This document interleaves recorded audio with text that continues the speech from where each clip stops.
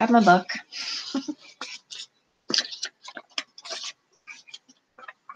Okay, so we are in 5-1. We'll start with number 13, which is on, looks like page 357. Okay, so it says in exercises 1 through 14, use the given values to evaluate, if possible, all 6 trigonometric functions.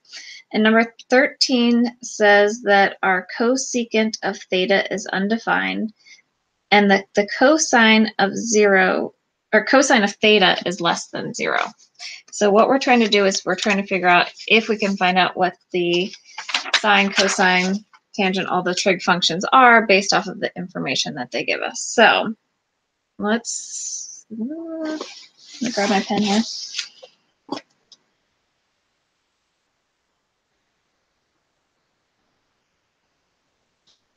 So let's take a look at this. So we know that the cosecant is undefined. So this is number 13, right? I can't get used to my new computer screen. Let's see if I can even draw on here. There we go. Okay.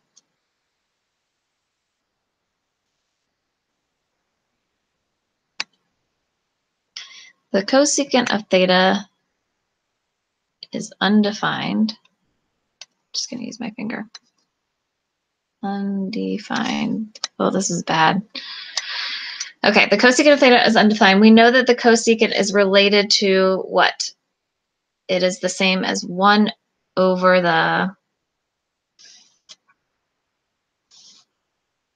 sine, right?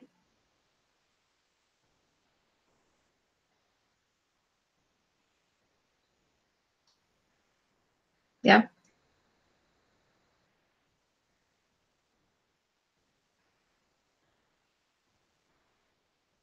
Okay, so everybody all right with that? So, okay, just making sure. All right, so we know that the cosecant of theta is equal to 1 over the sine of theta, and they're telling us that the cosecant is undefined. So we know that when something is undefined, that means we're trying to divide by 0, right? So that gives us a hint that the sine of theta is equal to 0. Okay, because if we try to divide by 0, then that's where we're going to get our undefined with the cosecant. Okay, so then we have the information that, so then we can flip to our unit circle. I don't have a unit circle up on my screen. So at what point on our unit circle is the sine of theta equal to 0?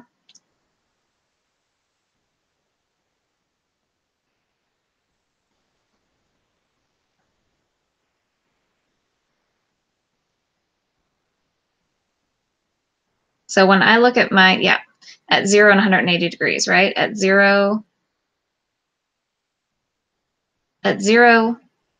pi and 2 pi, okay? So we know that this theta, in order for the sine of theta to be 0, that our theta has to be either 0, which probably won't be our case, right? It has to be pi or 2 pi or 180 degrees or 360 degrees, right? So one of those. But we also know that the other piece of information is that the cosine of theta is less than 0.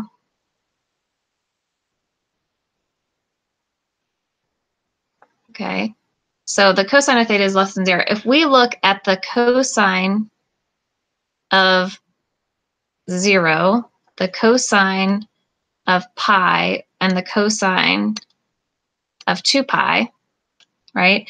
The cosine of 0 and at 2 pi is positive 1. And the cosine at pi is negative 1. So we're pretty sure that our theta that we're looking at, right? Or we know that our theta is at pi. because of the second piece of information where our cosine of theta has to be less than 0. All right, so then we know that the cosine of theta is actually -1 because that's our only value that will work, right? And then our, let's see, let's keep going. Our tangent of theta would just be 0 over -1, right? So that's just going to be 0. We know that our cosecant is undefined. Our secant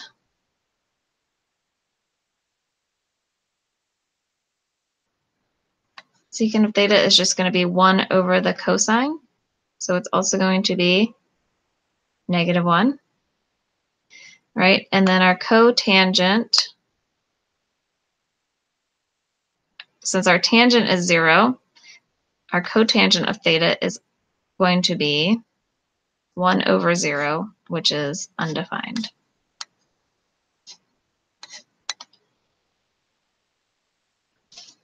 That makes sense, Jennifer? Cool. All right, number 41. Verify the identity algebraically. Use the table feature or graphing feature to check your result numerically. So we have cosine divided by 1 minus the sine of theta equals the secant of theta plus the tangent of theta. This looks fun, right?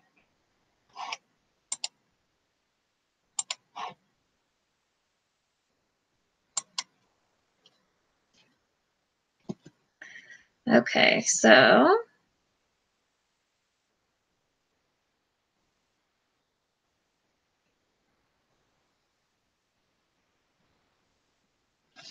let's see here if I can write it down.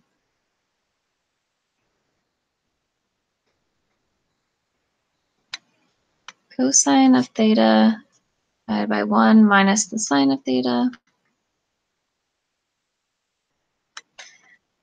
equals the secant of theta plus the tangent of theta. All right, so when I have these kind of problems, what I try to do is I look at my fundamental trig identities and I think, okay, what trig identities could I possibly use to get these combined together, right?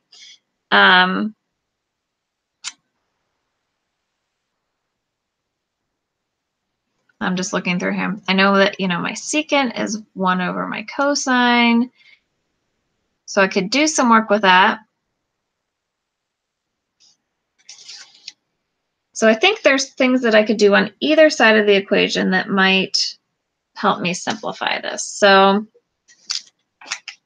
on the right-hand side, right, I could rewrite the secant as 1 over the cosine of theta. And the tangent is the sine of theta over the cosine of theta. I'm just doing a little work here. So I could do 1 plus the sine of theta over the cosine of theta for my right-hand side.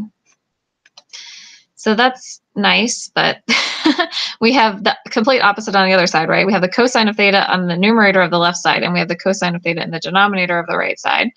And then we have this 1 minus the sine of theta and 1 plus the sine of theta. So I'm kind of getting this sense that I might need to pull in the Pythagorean identities so that I can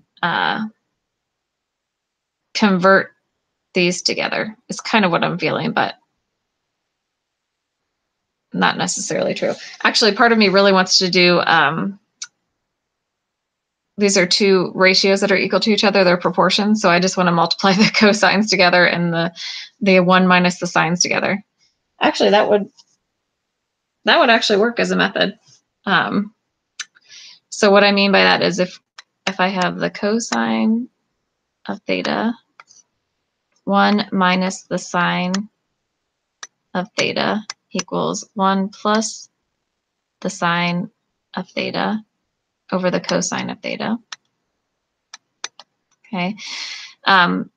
There are two ratios that equal each other. So we could do proportions, right? We could cross multiply and we would get cosine squared of theta equals 1 minus the sine of theta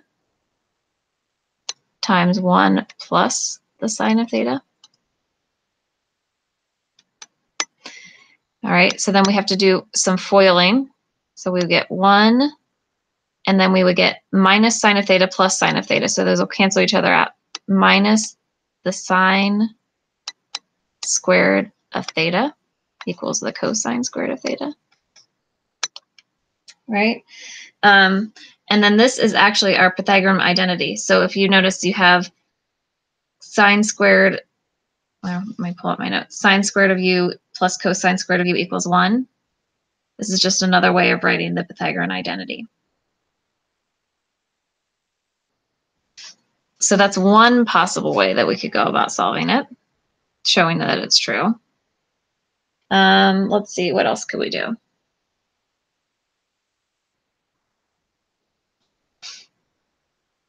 What if we, I'm going to open a new page. And I'll save. What if we just looked at the left-hand side? So we had cosine of theta over 1 plus the sine of theta. Okay. If we want to get that 1 plus the sine of theta out of the denominator, we could multiply the top and the bottom by 1 minus the sine of theta. Similar to what we were doing before, right? We're going to leave our right-hand side of the equation the same, and we're just going to work on the left-hand side. I'll just put a dot, dot, dot over there.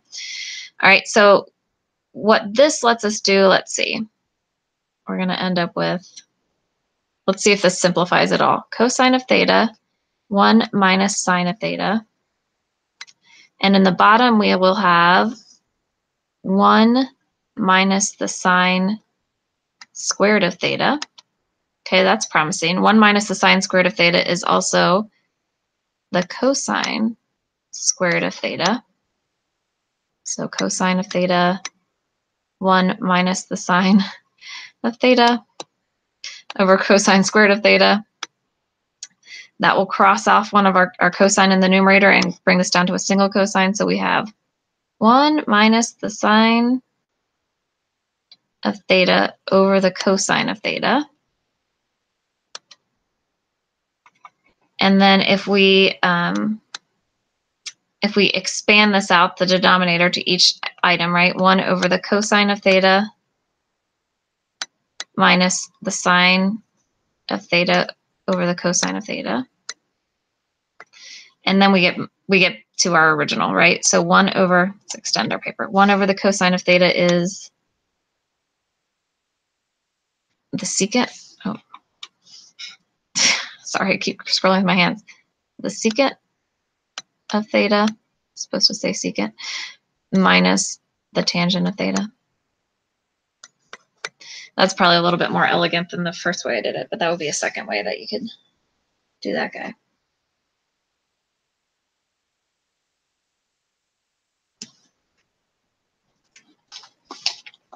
All right, does that make sense?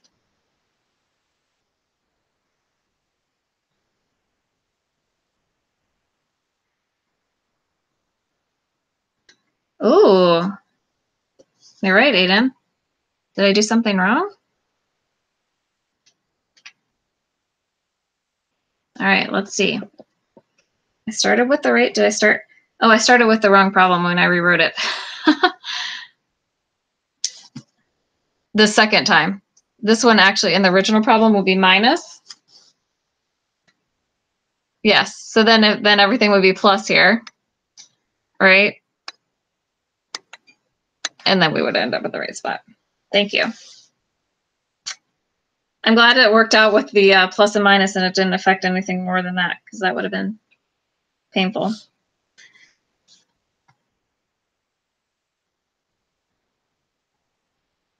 All right, that one makes sense? Okay, you said yes. All right, cool. All right, 59. Oh, this looks fun. Factor the expression and use the fundamental identities to simplify using graphing utility to check your result graphically. So we have the cosecant cubed of x minus the cosecant squared of x minus the cosecant of x plus 1. Okay, how do we want to factor this guy?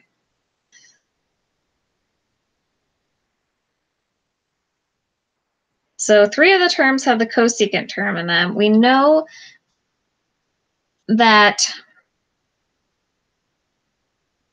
let's look at our, I'm looking back at my sheet. I should put it up on the screen. I'm looking at my fundamental identities, and I know that the cosecant squared has a relationship with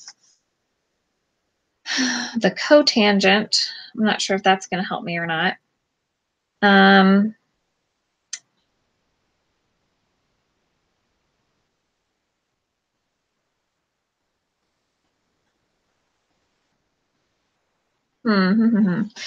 Oh, I think I know. Whatever. Or you have the 2 pairs. Yeah, that's what I was thinking, Aiden. I think that this one is going to be one of those ones where we're going to pair the 2 together and pull out of each one and then hope what we have left over matches up. All right, so what do I mean by that? So number 59, we have, make sure I write it correctly now, cosecant cubed of x minus the cosecant squared of x minus the cosecant, if I can write right, of x plus 1. Cosecant cubed of x minus cosecant squared of x minus cosecant of x plus 1. Okay, so I think, Aiden, if we're thinking the same thing, we're going to kind of group these 2 together, and we're going to pull out a cosecant squared of x out of each of these. All right, so we're going to pull a cosecant squared of x, and we're left over with of x minus 1. Okay, and then on our second term, we have something really similar, except we have the negative, right? We have negative cosecant of x plus 1. So if we pull out a minus 1 from that, right? If we want to think about it that way, or just a negative, and then put this in parentheses, we're left over with cosecant of x minus 1. And so what happens is this is one of those factoring ones where you end up with a similar factor. So then we can, technically what we can do is we can pull those out and have what's left over. So we can rewrite this as, so what we're doing is we're technically pulling out these 2 parentheses. We're reverse distributing, right? And we're left with cosecant of x minus 1 times cosecant squared of x minus 1. Because we pulled out our 2 like values. And then I'm thinking, since this is the cosecant squared of x minus 1, that we're going to go ahead and use the Pythagorean identity that says that this second binomial is equal to the cotangent squared of x. So cosecant of x minus 1 times the cotangent squared of x.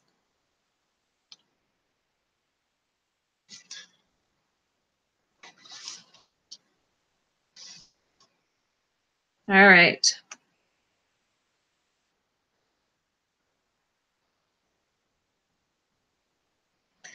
Makes sense.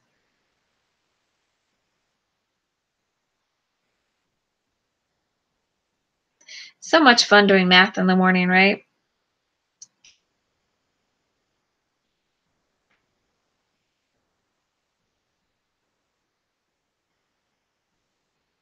Sure. So number 35 from 5-4. This will be a good review for kind of going into the last section here.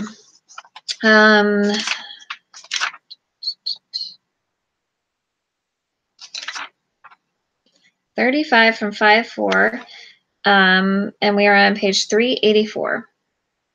Okay, so it says we're going to find the exact value of the trigonometric function given that the sine of u equals 5 over 13 and the cosine of v equals negative 3 over 5. Both u and v are in quadrant 2.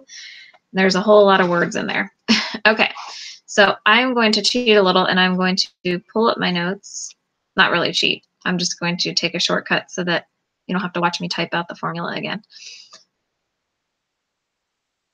Oh, okay. So here we go. We have the sum and difference formula, and they want us to find, in number 35, we're trying to find the sine of angle U plus angle V. So I'm just going to go ahead and start off by grabbing this formula for our sum and difference formula. Hold on a second. Because I know that's what I'm going to use, so that's going to help me get started.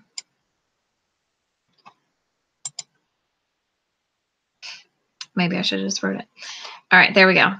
We got that. I need to make that a little bigger so we have some room to write. Okay, so they tell us that the sine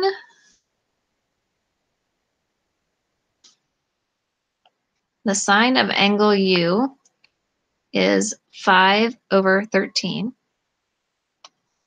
Okay, make sure I get it right. And the cosine of angle V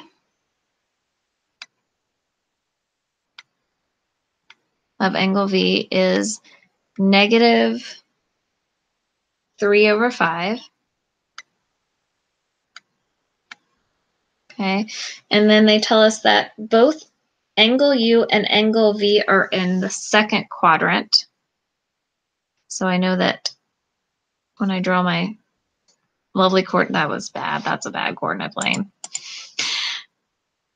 Should use my tools, at least what I have, right? There we go. So our second quadrant is upper left, right? So we know that U and V are going to be in these quadrants. And let's just do a quick graph of which each one is. So we know that angle U is going to go up over here, right? This is U. The sine of U is, sine is opposite over hypotenuse. So the hypotenuse is 13. And the opposite side is 5. Okay. So then we have to figure out what our other side is down here for the angle U. All right. So we would do that using Pythagorean theorem, right? But this is one of those standard ones. It's going to be our 5, 12, 13.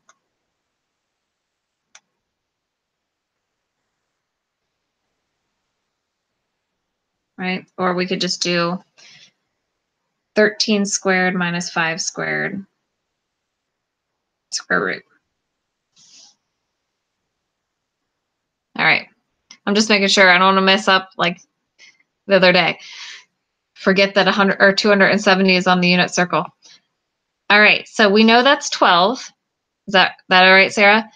But that one thing that we know is since it's in the second quadrant, that it's actually, how did I draw a plus? It's minus 12. Because we're in the second quadrant, so we're moving, to the left on our x-axis. Okay, so then let's pick a different color for V. This is going to be V. And we know that the cosine of V is negative 3 over 5. So this is negative 3. And this is 5. And that works out nicely because we know that we are moving on the x-axis in a negative direction, right? So negative 3 over 5. So then we just have to figure out this other side. Again, this is one of those popular ones, but if we didn't know, we would do 3 squared plus, this side, plus x squared equals 5 squared. But this is our 3, 4, 5. So we know that x is 4 right over there. Okay, so now that we have that established, what does our you know, what do our different values mean? Then we can go back to our original formula up here, because we are trying to figure out what the sine of u plus v is. So the sine of u plus v is equal to the sine of u times the cosine of v plus the cosine of u times the sine of v. It's like a mouthful just to say the words, right? So let's just write it out up here. We have the sine of u cosine v plus cosine of u sine of v. Okay, so the sine of u is easy. We have that given to us, right? The sine of u is 5/13. If I can write on the screen. 5/13. Okay, cosine of v. Oh, cosine of v we have given to us too, right? -3/5. Okay, now we have the cosine of u. So the cosine of u, we have to go down here, right? And we know that the cosine of u equals -12/13, because it's our adjacent side over our hypotenuse, right? So -12/13. And then the sine of v, we're going to go to our second drawing, right? The sine of v is going to be our opposite over our hypotenuse, 4/5.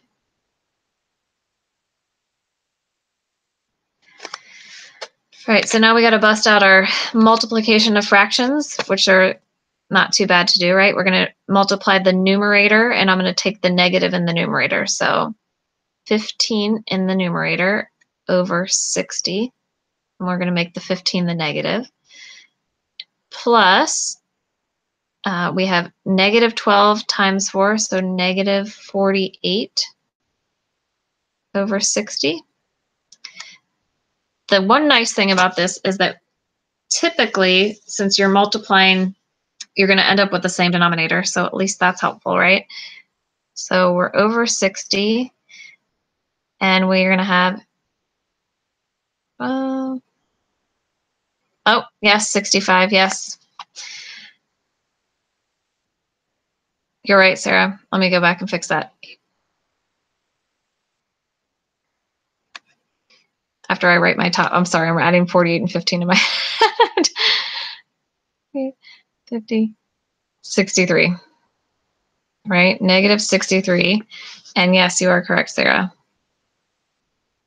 13 times 5 is not 60, because when you multiply by an odd number,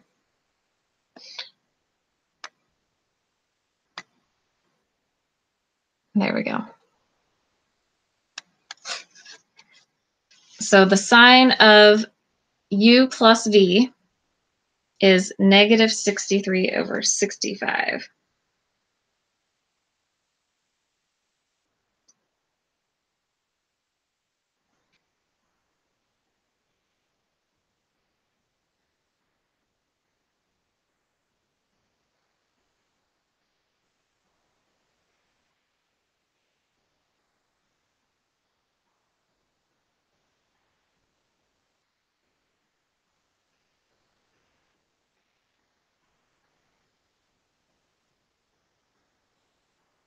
Okay. Any more questions?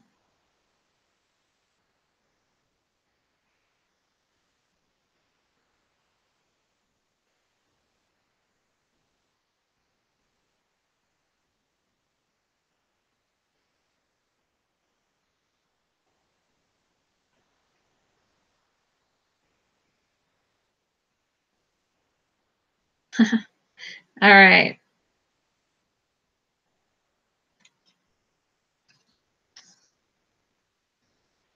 Cool. I'm glad you guys keep me on my toes with my morning math.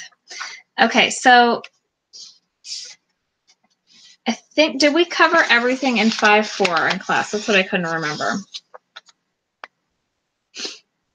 I think, I mean, 35 was near the end. So I think if we have that down, you should be able to do the last few. What I'll probably do today is just introduce a little bit of 5.5. We probably will not finish it. So we'll plan on finishing up chapter 5 on Monday. And then you'll have, you know, a week to do your homework and 2 weeks for your test from there. So I'll be sending out your test on Monday. 5.5 is not, 5.5 reminds me of 5.4 a lot. So let me go ahead and pull that up.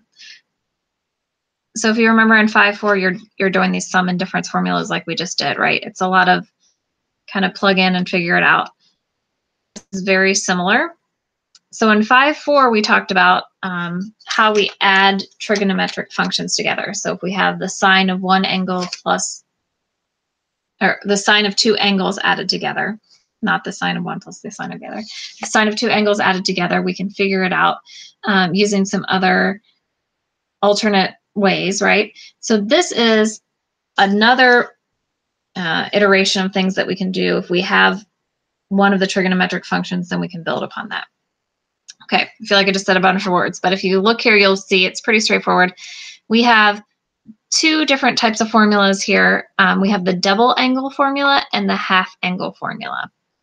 So this is what happens, for example, if you have the sine of 30 degrees and you want to find the sine of 60 degrees, you can actually find, well, obviously you could use the unit circle for that case, but you can find the double of an angle using this formula here. So the sine of 2 times an angle is equal to 2 times the sine of u times the cosine of u.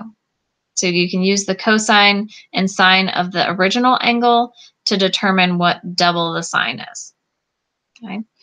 The cosine, the double of the cosine, is a little bit different, and that is that if you double the cosine angle, that's equivalent to the cosine squared of u minus the sine squared of u, or 1 minus 2 times the sine squared of u. And they just derive that using the Pythagorean trig function.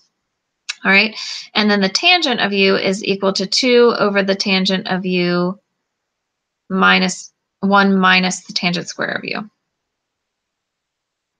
So these are just formulas that can help us figure out what happens if we double our angle. And they're pretty straightforward in terms of you're just going to plug in and kind of figure out from there. So there's not a whole lot of tricks with that. So then the other side that we have double angle formulas. We also have half angle formulas. So this is what happens if we have our angle, right? So if we have 60 degrees and we cut it in half, we can use these formulas to find the half. So we'll probably get to these on Monday, honestly. Again, not too difficult, but I think just kind of plug in. So my notes for this are, I have a lot of notes for it because they take a lot of time to get through, but they're not too difficult to do. So what I thought we would do is let's do number 2, because this just kind of helps us go through all of the different ways that we can find the doubling function.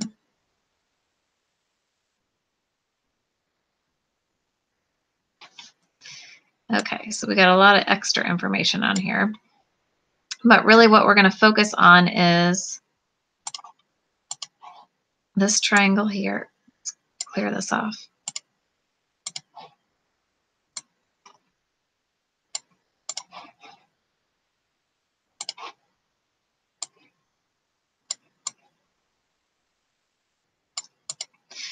Okay, and I have my cursor over the top.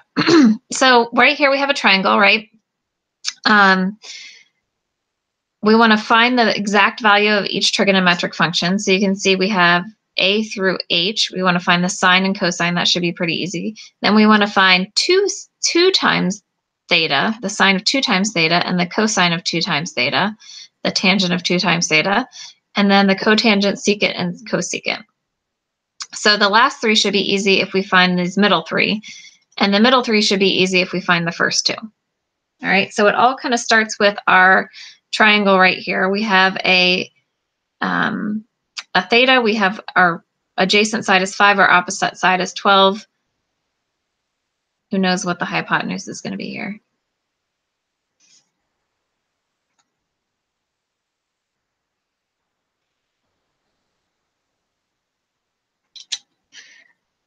I'm going to go with Jennifer on this one. All right, so we have 5 squared plus 12 squared, 144 plus 25. I think it's 169, which is square root 169 is 13. So all I'm doing here is just using Pythagorean theorem. We're going to do a squared plus b squared equals c squared. And we figure out that this equals 13. All right, so that's part 1. All right, A should be easy peasy, right? We want to figure out what is the sine of theta. We wish all problems were this easy, right? So what's the sine of theta? It would be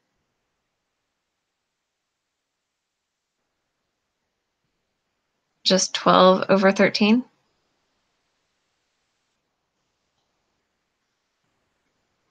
Everybody good with that? What about the cosine of theta? There you go, Aiden, you had it ready for me. 5 over 13.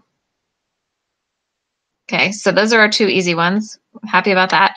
All right, so now we're going to figure out what the sine of 2 times theta is. We're going to double this angle here. All right, we're going to double our angle, and we're going to figure out what the value would be. So we're going to use our our double angle formula. So 2 times the sine of, or sine of 2 times theta. I want to say 2 times the sine of theta, but that's not right. The sine of 2 times theta is equivalent to 2 times the sine of theta times the cosine of theta. And we already figured out what those are, so we're just going to use some fraction skills and plug in correctly, right?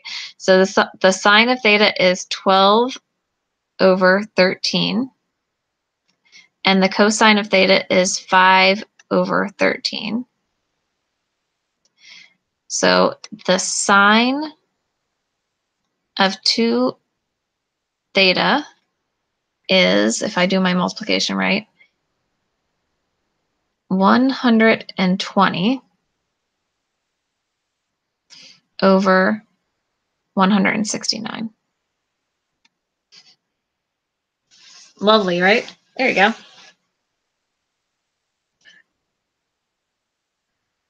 I feel like it's like a blood pressure. 120 over 169. I think that would be a bad blood pressure. Okay. Cosine.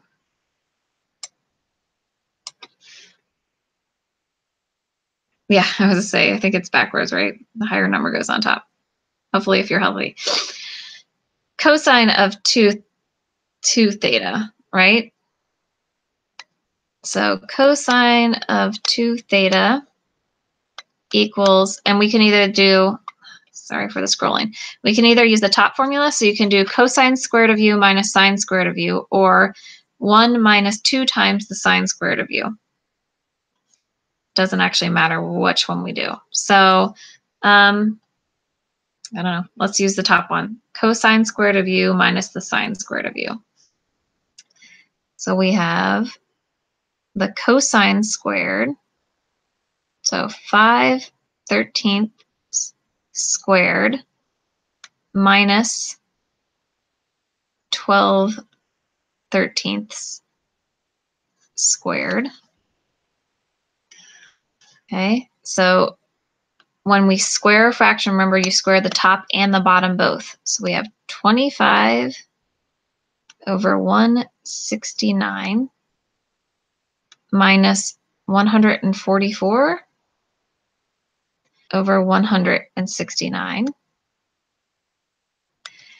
And if we do some math, I ended up with negative 119 over 169 with the fancy 6. So that's the cosine of 2 times theta.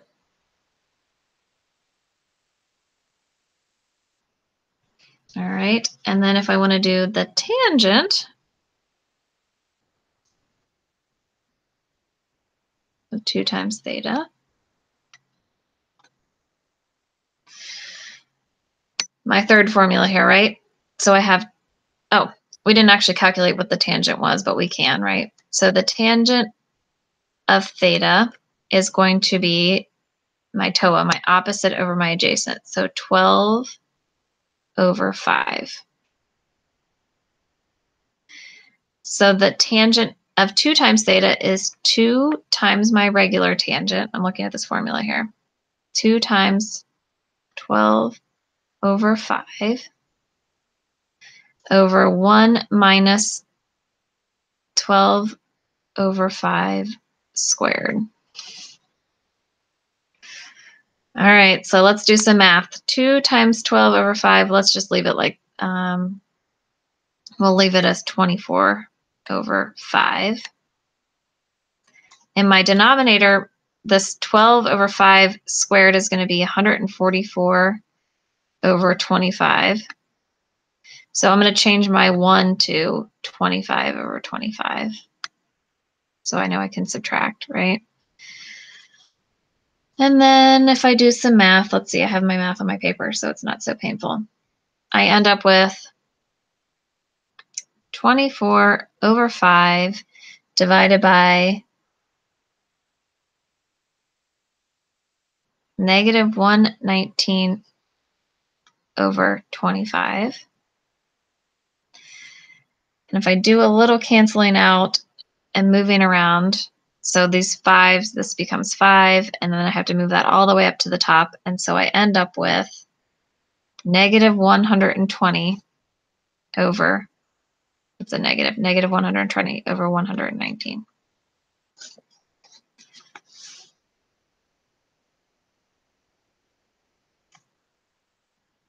So again, not too hard, but there's a lot of little math things in there. And then if I want to do F, G, and H, you do not have to go through everything, right? So what would the cotangent of 2 theta be? So what would F be, the cotangent? It would just be, so F would just be the reciprocal, right? 1, negative 119 over 120.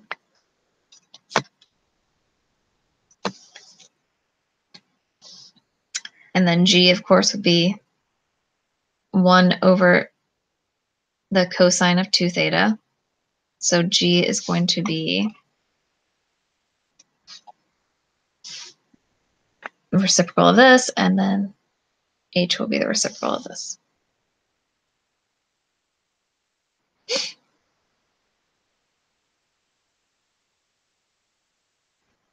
So I don't think it's too crazy, but it's just a lot of math, right? Kind of plug in, see what you get.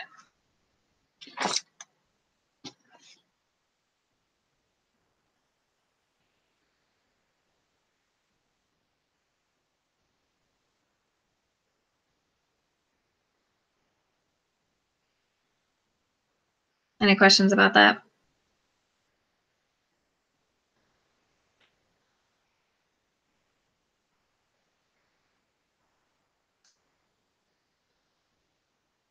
Looks fun, right? I know. Well, at least Aiden, there's only one problem that's like that one where you have to, well, I shouldn't say that. Number 1 and number 37, you have to either do the double or the half angle. They get a little bit more interesting. So if you look at number 4, it says we're going to use a graphing utility to approximate the solutions of the equation in the interval 0 to 2 pi. If possible, find the exact solutions algebraically. So this actually tells you start with graphing it, figure out what the solutions are, and then let's go backwards and see if we can figure it out algebraically. Okay, so Desmos. I'm looking at number 4. So number 4 is, if you have your paper, it's the sine of 2x plus the cosine of x equals 0. So we have the sine of 2x, right? plus the cosine, no, cosine of x, and that equals 0. Equals 0. That's not what I want on my graph, but that's the original equation. So we're looking for all the places where this crazy combined sine and cosine curve equals 0 across the interval from 0 to 2 pi. So let's go ahead and set our graph that we want to go from 0 to 2 pi. And we're in radians, so that's good. All right, so scroll out a little bit so I can catch them all. And I actually like it when you put in the step function as pi. Just a little bit prettier. Okay, so where are all the spots where this equation equals 0? We have one at pi over 2, 7 pi over 6, 3 pi over 2, and 11 pi over 6. So the approximate solutions to this equation would be these 4 x values, right? Pi over 2, 7 pi over 6, 3 pi over 2, and 11 pi over 6. So now we're going to take the equation and see algebraically if we can find the solution. Okay, so good old paint.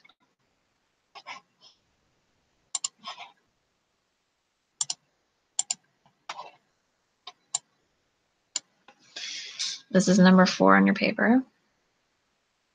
So we have sine of 2x plus the cosine of x equals 0. If we can use our algebra skills to maybe transform this equation and also show the points in which it's true.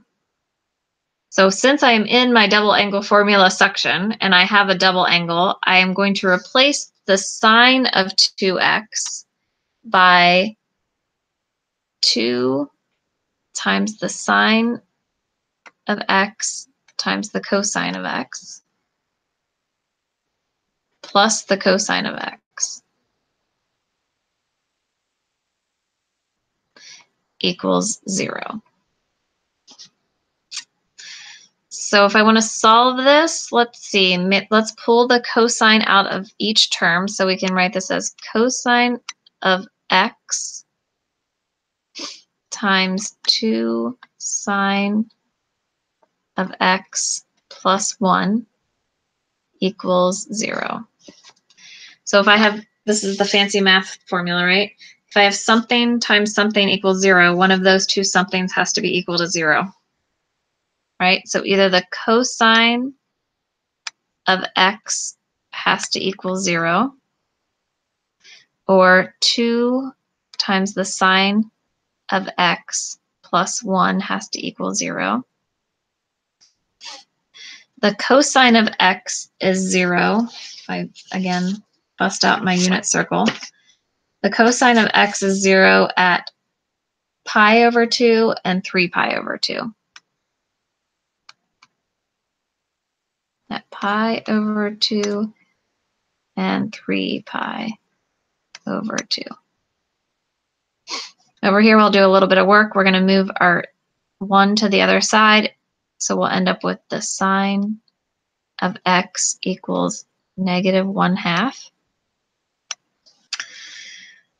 So where does the sine of x equal negative 1/2? It equals negative 1/2 at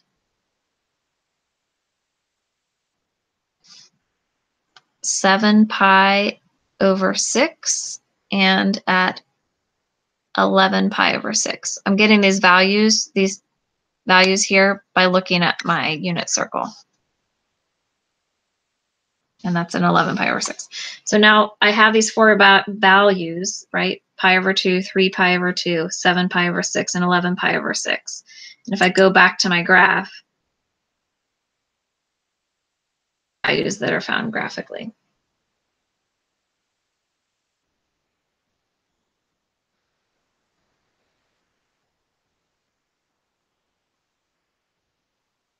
So I think that's probably a good place to start or stop so that we can start on Monday and review these again. We'll go over multiple angle formulas on Monday again.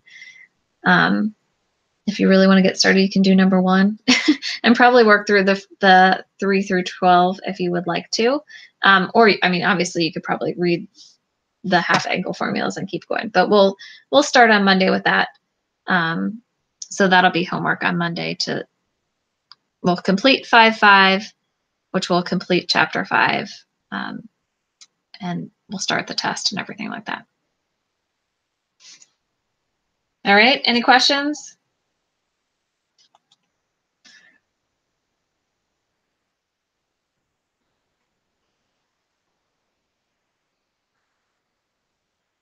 All right, guys, thank you. Thanks for bringing your questions. And I hope you guys have a great day. Talk to you later. Bye, guys.